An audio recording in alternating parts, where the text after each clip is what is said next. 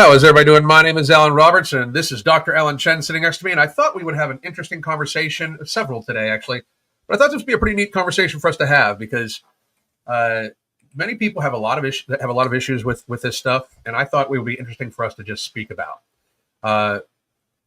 Recently in Texas, a biological man, won the Women's World Strongman competition.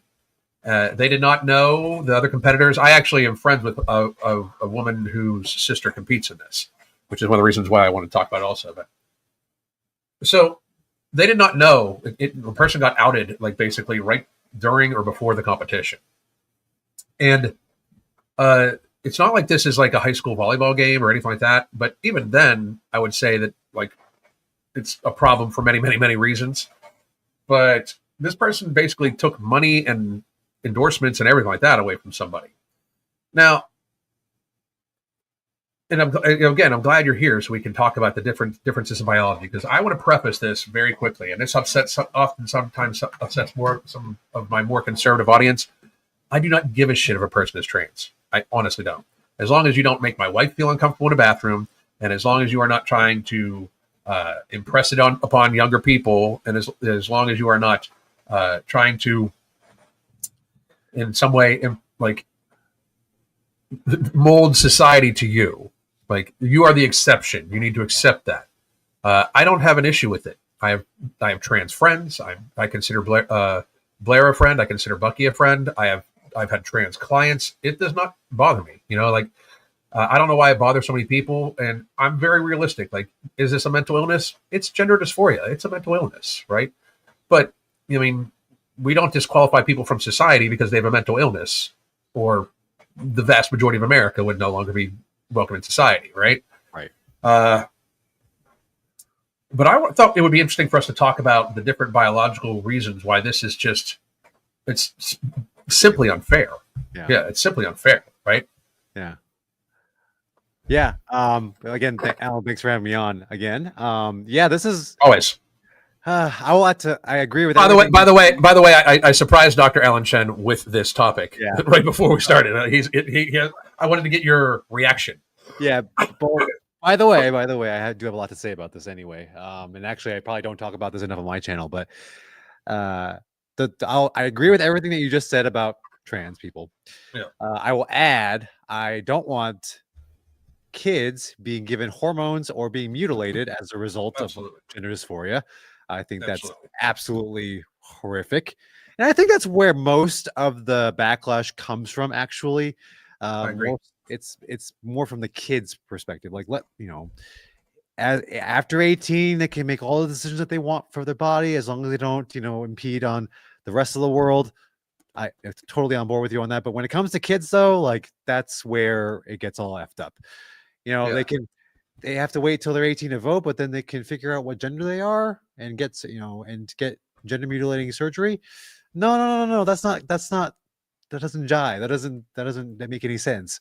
So that's where I have the most issues with it, and that's what I talk about a lot more. But yeah, I agree completely. Like, men should not be entering women's sports. And also, we should be acknowledging properly what gender and sex actually is. The fact that we have to have this argument in 2025 when we supposedly have so much technology, science, education, we're more educated than ever, apparently, but yet we can't figure out what a man or a woman is, or we have these 74 plus new genders that came about. It's like, did we really learn anything? Like, we just kind of went backwards here. What the hell happened? Do you know what I think? You know what I think that's from? Like the backwards take on that? Yeah. Because this got really pushed starting in like 2020, 2021. Like, basically what happened, and this is reality. People can accept this or not. Basically, the powers that be used race with BLM to incite division amongst Americans. So then when that wore out, when people basically got fatigued from that shit and realized that it was all fucked up, then it was about your pronouns, right? Remember that whole deal? Like, if you use somebody, like, they were ready to arrest people for misgendering people. Like, Canada. Well, in America, it was getting close to happening too. Like, bitches, I'll call you whatever the fuck I want. Like, I'll call you a goat if I feel like it. I have a right to fucking do so, But it's just another thing that gets used. But I think it was able to be susceptibly used, and why it seemed to explode is because of the increased emphasis on mental health care in the last like 15 years. Like I am a huge, and you know how I view stuff. If we have more of something, but the problem that it is to solve grows at an even larger pace, What are we doing? what we're trying to do to fix it is breaking. It's the same thing. Like we have more healthcare than we've ever had, more healthcare than we've ever had. We have never been sicker. So obviously, the healthcare that we have more of is actually part of the problem, if you ask me. We don't focus, and you agree. I know you agree with this. We don't focus nearly enough on preventative healthcare. We glorify obesity, we glorify gluttony, and that causes that, right? Yeah. But I also think that to a great degree, like they were able to convince some people more than others that they might have problems with gender dysphoria, and then the movement went to if the person like if it almost looked for a little while that they were trying to exterminate gay people. Like if the kid was gay, like as a teenager, they were automatically trying to put them on the puberty blockers and stuff like that. Now, can you go over with me what these meds do? These puberty blockers? Oh gosh, especially during puberty, you don't want to mess with puberty ever. Yeah. It can affect growth. It can affect obviously mood and emotional health. And just to remind everybody, hormones are small molecules that do quite a bit. They're messengers essentially, and they do different things in different tissues at different times as well. Some hormones act differently in the nighttime and the daytime, or according to your circadian rhythms.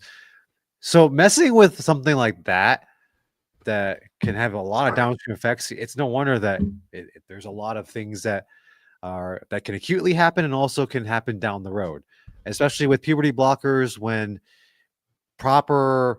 this is like a key point of a child or adolescent's growth, both mentally and physically. If you mess with that, it's just going to fuck them up later on in life, not just during as well. I mean, you'll have different secondary characteristics like, if it's a boy, for example, and they're given a shitload of estrogen, they're going to grow breasts. They're going to not necessarily menstruate. That's not a thing, but like, the fertility is going to become a question. For those who detransition, we hope, if they are, kind of see the forest through the trees, and they can at least mentally sort of, see like what kind of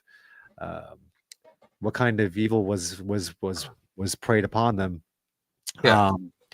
If they see that, I absolutely hope that they can preserve their fertility somewhat, because that's a huge deal. Fertility will become in question when you mess with hormones like that, especially reproductive hormones. So that's why this is a huge issue for me, that they're doing this to kids. And I think every pediatrician who even like agrees with this kind of care for kids, you should have a license taken away and be put in jail. I just became so much more of a fan of yours too, and I already was a big fan of yours. The way I look at it is like, if you put diesel into a Yugo, like it's gonna blow the fucking car up. Like it's very strange to me how people think that fucking with the actual biological process will do something. It's not supported by anything scientific. Like nobody becomes a girl. Nobody becomes a boy. You can do all the surgeries you want. Mark was the first one to ever talk to me about this, and I repeat it all the time because this is biological, and this is why this is more to the reason why trans people shouldn't be in sports, even if they've fully transitioned, all the surgeries, everything like that. Men, we are the Q angle of our hip, which is basically you have your femur, and then you have the neck of the femur, which is basically it's a little offshoot bone that holds the ball of the hip socket, right? That is at a 17-degree different angle for men and women. Like, and that is not a small thing. Like, people do not seem to understand the physical advantage that gives you for running, dynamic movement, for men over women. There's a huge reason why female soccer athletes, their number one career-ending injury is always ACL, almost. Always, because their knees valgus, and by valgus they tilt in. So just so everybody understands, and they go in, which is another reason why being fat as a woman is even worse, because your knees are already prone to valgus and then you have extra weight on it, so they go in. That's why when you see some very, very morbidly obese women that have been that way for a while, especially when they grow up morbidly obese, it looks like their legs like tilt back in and then back out. But it changes like explosive dynamic performance. Not to mention that if this person, I believe this person was a full ass adult male. I don't even know if they've gone through estrogen, anything like that. This is just a big ass 6'4" like strongman, basically, who is mediocre in male strongman competitions. Because I do believe I got to check this real quick. Do you watch South Park at all? Rarely. Oh, there's a South Park episode about this. Really? It basically exemplifies what you're describing right now. Like this dude who basically looked like a dude with a wig on, essentially, like just absolutely crushed the entire women's competition and won a bunch of money too, by the way. So there was definitely a money component to this, or some sort of incentive. But yeah, I'll shoot the video afterwards. And please do. Here's the results. Yes, the male who won the 2025 World's Strongest Woman competition, Jamie Booker, has competed as a male in the past. A 2017 YouTube video posted on a channel reportedly belonging to Booker, in which he described himself as a 21-year-old trans woman with a history of abuse, indicates his past identity and experiences. The video, along with other content online, suggests he has lived and competed as a man prior to identifying as a woman. And this is where, again, the whole mental health care aspect of this comes in, because this is not a trans woman. This is a deviant male. And this was the thing that bothered me so much about all that bullshit, is that, like, we spent the last, 10 years trying to destroy toxic masculinity. So they basically wiped out masculinity and left the toxicity, which is crazy to me. The reality of it is a sector of people that thought men were so evil that we needed to wipe out them being masculine and don't believe any man. All of a sudden, the very second that a man says that they're a woman, believes them unbelievably. Like, if you think men are so deviant, and by the way, a lot of men are fucking deviant. It's just reality. Like the conqueror is oftentimes not a good person, right? But deviant men would gladly wear a wig, even get surgeries, even get breast implants. Like, these people are sexual deviants almost, that want to basically have power over women. Like, this person stole from women who, by the way, especially in strongman, and here's why this pisses me off the most. These women give up future health often, and they know it for these titles and money. Like, none of these people think that the type of training they do, the weight that they weigh, you can ask any strongman competitor, they will tell you that they are not healthy. They will straight up tell you that what they do is not healthy. None of them think like, yeah, I'm a healthy athlete. No, they're all athletes. That's true. But none of them think they're healthy. Like, just like NFL linemen do not think they're healthy at all. Like, the first thing an NFL lineman does when they normally retire is lose like 75 to 100 fucking pounds. It's the first thing they do. Yeah. So what's happening is that, like, these deviant ass motherfuckers are trying to basically use this social movement as a way to basically, like, terrorize and have power over women, in my opinion, And there's no way anybody can ever possibly tell me that this is fair to women, like, at all, And I'm happy to see that. I thought for sure, by the way, when I saw, because the women of strongmen are not having it. Like, they're fucking not having. One of them walked off the pedestal, the podium, everything like that. They are not fucking having it. Lindsay with an L, Lindsay with an A, it's a channel, and I follow her, but also I'm friends with her. She was a former client of mine. Her sister is a strongman competitor and is not having it shit. Like, and it was good for me to see that society's healing a little bit, in that, like, now it's like people are just like, nah, this is fucking bullshit. You know what I mean?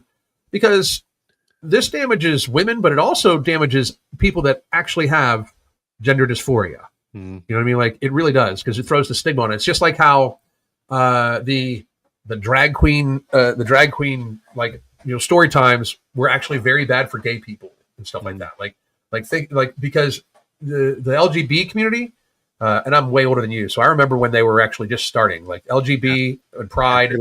They just wanted rights. They wanted to not be beat up in the street, and they wanted to be able to get married and live their life peacefully, right?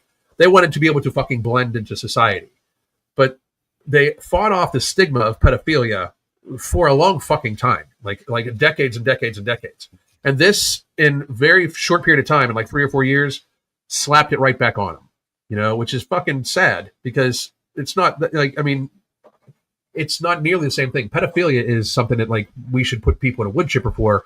Like being gay and everybody's consensual. Who fucking cares? How does it bother you? I don't even understand that shit. Yeah. It's an interesting thought process of how it's melding both like social contagions, mental illness, and now the healthcare industry. Yeah. So my follow-up questions for you that I had. Hang on a second. So, how can what is? Are you versed on the surgeries that they give men and women for like especially the bottom surgery? Are you versed on it? Unfortunately, yes, I've seen one in person. Yes. Yeah. It's not pretty. I don't. This the description could be safe for Rumble. But yeah. And talking to the patient before and after, I kind of. I mean, again, it's nobody's really that happy after any surgery. Let's just be real, right? Because of wearing off the anesthesia and just they're probably in some kind of pain. But it was very. It didn't feel like I was learning. It was more like I was being, more like exposed. It was like the effect that you get for, I don't know how to describe this, when you get like exposed to something for the first time and then you kind of realize like everything else that you've known in life was all a sham. That's kind of where that's kind of sort of where it all started. It was like was that point it was like, oh gosh, like what are we really doing right now? Like this is getting ridiculous. And then you start peeling the onion and peeling it till you cry. Yeah. So it's just like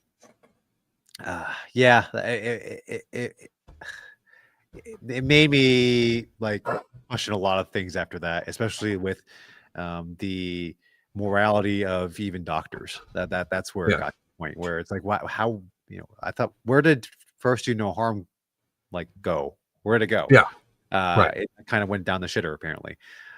So yeah, it's crazy. And then the other thing to kind of point out also with this just trans issue is that don't forget that a lot of very extreme feminists, men and women, by the way, there's definitely a lot of male feminists as well, allowed for this to happen.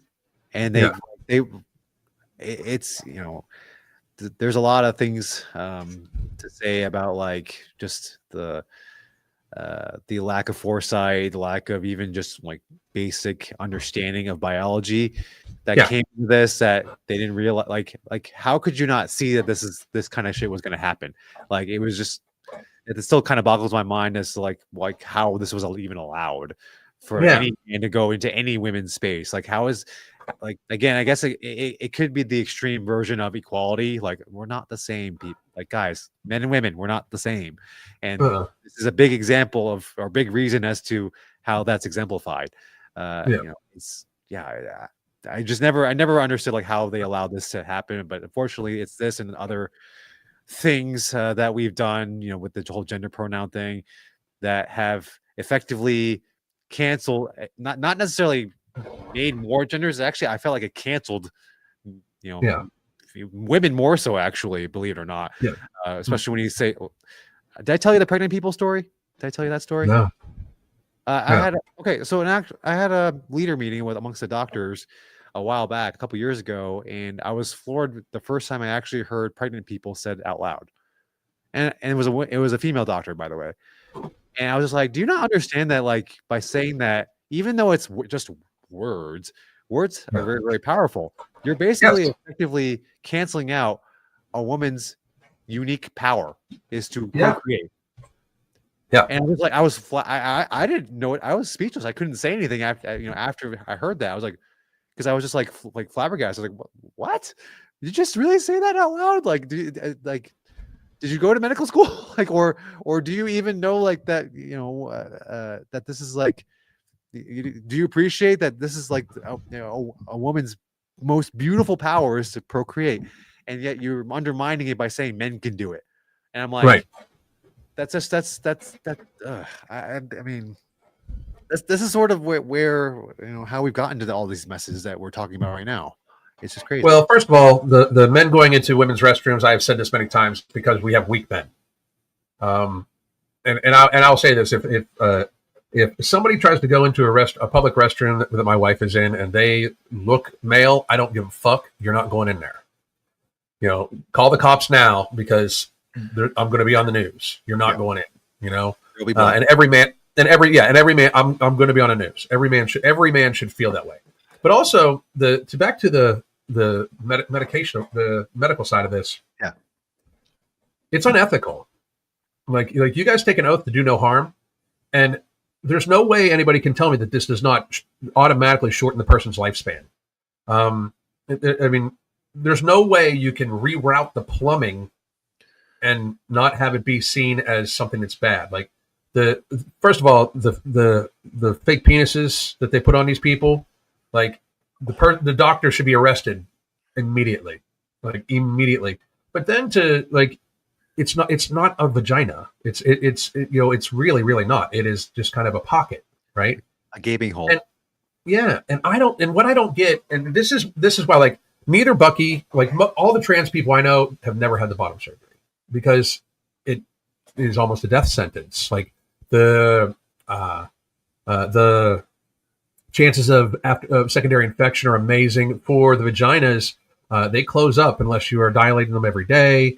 The penis never really actually works. It's very, very, very tragic. And the suicide rate for trans people is high to begin with, because one more time, it's a mental illness. But once you do this, they are normally in very serious physical pain every day. It is chronic pain that they are then drugged for, and it's not a life anymore, right? And I just think that it's a sign of how the healthcare industry has gotten to be, where it's all about the money and stuff like that, because there's no other way you can justify these surgeries. Like, absolutely not. They create lifetime patients who may not live that long, but they will certainly need a lot of healthcare. A lot. Like, I'm talking weekly, if not bi-weekly visits, constantly, plus the pharmaceuticals that they're on. And anyway, and trans people are normally on a decent amount of pharmaceuticals to begin with, because one more time, it's a mental illness. And any trans person that gets upset with me for saying that, it's a mental. I'm just being truthful. I'm not meaning it as an insult. It is called gender dysphoria. It's an actual mental illness. It is not that you were born in the wrong body. It is that your mental illness makes you feel that you were born in the wrong body. That's the truth. And what's sad is that we have allowed the conversation to get convoluted about it. And I just find it to be, even more disturbing that there's a question about women and men, about men and women's sports. It is just absolutely insane, Yeah. I'm sorry. I'm looking up something. You made a good point. Yeah. That reminded me. By the way, I again, not trying to insult anybody, but that is a very rare case. Okay, like an extremely, extremely rare case. Yeah. That they're not on anything. Normally there's at least it's at least estrogen or testosterone involved, at the very, very, very, very least. Right. Not to mention the other aspects of what goes into it. So Like, I wish nothing but the best for any trans person. I really do. I wish nothing but the best. But I'm just stating reality and facts that are biological and medical. That's all. Yeah. And yes, so gender dysphoria is in the DSM. That's the manual for psychiatric illnesses. So yes, it is a mental disorder. Yeah. But one thing I wanted to point out was it used to, in the previous version of the DSM, the version 4, it was called gender identity disorder. Yeah. So they changed the name. So like I said before, changing the name, I know it's just words, but that matters. And they sort of changed the criteria as well. They sort of kind of mucked it up a little bit so that I think it's a little bit more inclusive. It can involve more people that are sort of like not necessarily, straight up trans in their mind. They're like kind of like, I think it opens up the door for like kids who are, like boys who happen to be wearing dresses just because they want to see what it's like. It's a phase, right? It's not a disorder. It's a phase. Right. But it's very interesting when you see the history of how these things are named. Gender identity disorder, the former name of it, sounds more pathologic than dysphoria. Like dysphoria sounds a little nicer. So it's something to pay attention to whenever you're hearing different things about health, especially on the news. I'll go back. Here's another great example. So the Chinese virus. That's the name that it should have been given if we were to stick with general nomenclature about epidemics, like the Spanish flu or what else? MERS. MERS, Middle Eastern respiratory syndrome. Yep, Rocky Mountain spotted fever. They have, it's named for the location because that matters. The epidemiology of that really, really matters. So we had this whole time during the 2020 year where we were like, oh, he's calling it Chinese virus is racist or something like that. But no. That's how we've been doing this for years. And why are we all of a sudden stopping that? You have to wonder, like, why the sudden change now that we're just I would argue that it's racist to not call it that if that's what we've been doing. Yeah. You know what I mean? Like so we're denoting that we can't call it the Chinese virus because the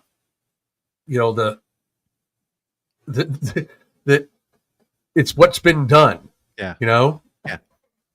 It's there's definitely some other reasoning why we've been calling it COVID for all this time. So if we did it the proper way, the way that we've been doing it for years now, Trump was right. It should have been called the Chinese virus from the beginning, but here we are. Racist. Yeah. So by the way, I'm Taiwanese. By the way, I'm not Chinese. So. Yeah. So, anyway, I mean, even if so, Yeah. But on this topic, and people do get hot about it every single time. And if you're hot about it, I'm sorry, but I do have trans friends, and I think they're amazing. I think they're amazing people. They've just got something that's different about them. It's not like I'm fucking consider myself completely sane. My ADHD causes I'm off my rocker most of the time. I'm nobody to judge as long as you're not hurting other people or doing stuff to other people, right? But the reality of it is that like it is not something like it is something that we should accept and something that we should help, but it's not something to be celebrated. Like celebration of a mental illness is just very, very, very negative for society.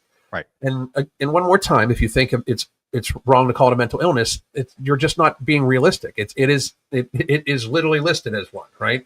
And again, I admitted at the very beginning, I think we have way too much mental health care to begin with. I think people just need to kind of suck it the fuck up sometimes and just deal with their shit. But like the door opens because they list it as a mental illness, and then all of a sudden we start celebrating it. That's a very negative thing for society, right? And one more time, like it opens the door to these deviant men who want to take advantage of women or go into the ladies' locker room at Gold's Gym and and show their penis off to all these women who are all of a sudden terrified, and they get off on that shit. Nobody can tell me that that's not the fucking reason, right? If you are actually a trans woman, the last thing you would want to do is the last thing you would want to do is not blend. That's like they want to blend. They don't like the idea is to transition to appear as close as possible, right? And what this does is it sets trans people back tremendously because now it attaches a predatorial aspect to it that really should not often be there. You know what I mean? And that's kind of like my take on this is like, while, in order for there to be acceptance, there needs to be a realistic conversation about what we're actually accepting and why, and it's to me that's the part of the conversation that's not being had, frankly. Right. We will do some Q&A on this topic, and then we're going to go do another video. But I please understand that there is no reason to be upset. If you think I've said something insulting, I'm going to ask you to check yourself. And very honestly, like this person, I know one trans person and they seem very cool. I know several and they are all pretty fucking cool. Like, I mean, when you hear the stories of how they train, like when Bucky talks about how he transitioned, and by the way, yes, I do call him, even though it's a biological female, but that's because he has transitioned and my brain will not, like, I cannot look at Bucky and think woman because he looks like a male to me. Same thing with Blair. I call her all the time, but I know she's a biological male, straight up. I just don't care because like that has nothing to do with the person I think they are, you know? Yeah. But I agree. But by the way, also, yeah, we see a lot of this in the news of the predatory people, but I agree with you. The trans people that I know, they actually agree with people like Blair. Yeah. They actually want that stigma off of them, and if anything, they want to be left alone.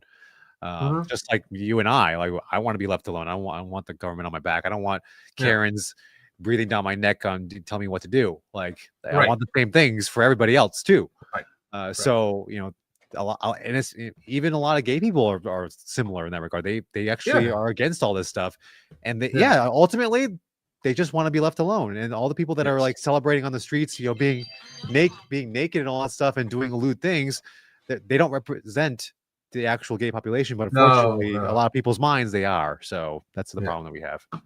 That it's a huge problem, you know, and the kind of looking at it from that aspect is, I wonder how much that was pushed. You know what I mean? Like to make it divisive, right? Yeah. Because you know it very much is a very delicate subject for a lot of people, right? And then when it gets into being made political, that's a huge problem, you know, because now these people are stuck with whatever is said. And here we go. This is what I'm talking about. There are bad apples that are hurting other trans people. They just want to live their lives. I knew a trans woman, and all she wanted to do is live her life. That's for the vast majority of people. That's mostly it. These individuals are predatorial. They're not trans. They're predators that will do anything to be able to be predators. You know, like when you think about when there's sexual deviance involved, or there's like abuse, like they have violent abusive tendencies, or even just that they want to scare somebody. If that's a pathology for the person, they will do just about any fucking thing. Most of these people are done with whatever. This last person at Gold's Gym, we find out that this dude beat the shit out of his ex to the point where she had a compound jaw fracture, which means the bones out of the fucking skin. And then after he got out of jail, he supposedly transitioned and took her fucking name. That is psycho. That is fucking psycho. Like that is like, all right, like he shouldn't be allowed around any women at all. Like that is fucking psycho, right? Yeah. And the where I think we can get with this is that I understand, and there's a lot of people out there who have trans children. I know there's somebody in the audience. You have a trans child, and I'm sure you want them to be able to experience all that life can possibly experience. But competing as the gender that they identify as in a sport is a choice that's made when you decide to be trans. You're just not going to be able to do it. Like, I mean, if there's anything physically involved in it, like I'm not talking chess or anything like that. Like, but if there's something physically involved where there could be contact, I mean, you're not going to do it. Name one trans male that competes as a male. Yeah, it's like never. It does not happen. Yeah. It simply does not happen, right? And the reason is that there's biological advantages, right? So they give that up. But if you're a biological male and you decide you want to be a trans woman, you're going to have to give up the concept of competing in like volleyball and anything physical because you have a physical advantage. Right. Reality exists. As one more time, as we were talking about the Q angle of the hip, that is a biological advantage that cannot be taken away at all. You know. Right. So I hope people can understand that what this dude did hurt not only women but trans people tremendously also. like tremendously. I have to You know, find you that I have to find you that South Park episode. You'll enjoy it. You'll get a laugh out of it. I would love it. I would love it. Yeah. So listen, Dr. Alan Chen and I are going to be back here in just a couple seconds. We're going to switch over to another video. We are going to talk about the best ways to stay healthy over Thanksgiving and not lose your healthy habits. And then I'm going to invite all of you after that to I know you have something going on at 2:00 on your channel. Yep. I can't make that, but I want to make sure that we share all that information. As a matter of fact, can you share that information right now? Can you pull that up? Sure. And share it in the chat or something like that, because I want to make sure that people go over to that. Yeah. You've talked about this on your channel before. I wanted to give my take on it. So I'm talking about how Ozempic basically killed fat acceptance, and hopefully we will never hear about fat acceptance ever again. But I doubt it. Something new is gonna pop up, and there will always be something updated. But yeah, that is right here at 2:00. I'll have to give you my take. It's more of a sort of a because I'm still in the dating market, by the way, and not that this is a singles ad or anything like that, but you know, when we see like all these things that happen in dating dynamics in the United States, you know, it's no, you know, this is so like it's quite antithetical to what they keep shouting, it's like, I don't need a man, blah blah blah, this whole strong and independent nonsense that they keep spouting out. So I kind of go into more in those kind of details, not only the fact about health, but also like just how it's very, very hypocritical, and like it's set up a lot of women for disaster. And people that women that can't pay for Ozempic, or they don't have access to this kind of care, they kind of fuck them on that one. So yeah, I talk a lot about those kinds of societal things too. Well, and that's pretty neat. The thing about not being able to pay for Ozempic, nobody would be able to pay for Ozempic if it was out of your own pocket. Right. Like that's what it should be. Like it absolutely should be in your own pocket. So, anyway, we'll be right back, guys. Alan, just switch over to the other one I gave you, and then we'll be right back. Talk soon. Goddamn.